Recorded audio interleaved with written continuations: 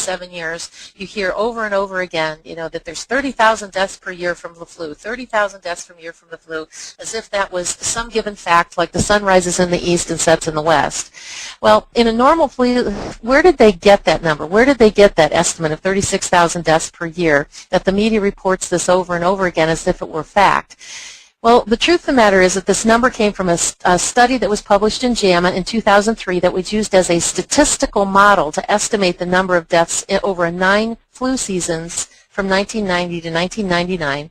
And the CDC states that it really doesn't know exactly how many people die from seasonal flu each year, and it has a long list of reasons for why they don't know that answer, that it's not part of death certificates, it's that it's not a reportable illness. I mean, the list is really pretty long.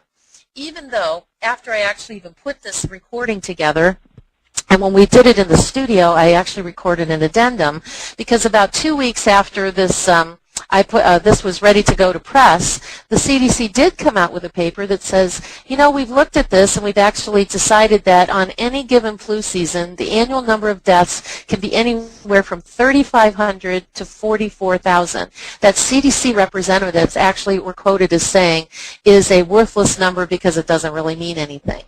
But I find it pretty interesting that the CDC doesn't seem to know about these numbers and to know about flu deaths compared to pneumonia deaths, when it's very interesting since the American Lung Association has very detailed information about this. They have very detailed records and keep between flus and with pneumonia.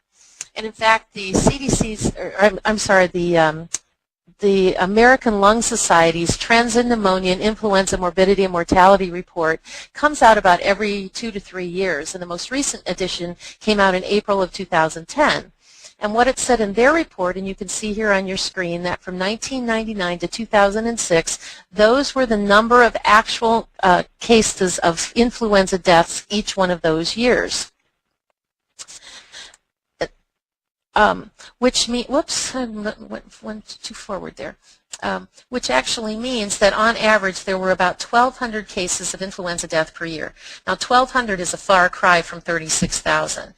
The American Lung Association actually even breaks it down even further, and they break it down not only by the total number of deaths, and they break out the total number of deaths from pneumonia too. So if you're interested in getting that document, and it's a fairly dense document. I would say it's probably 80 or 90 pages long in a PDF, and it's available free online.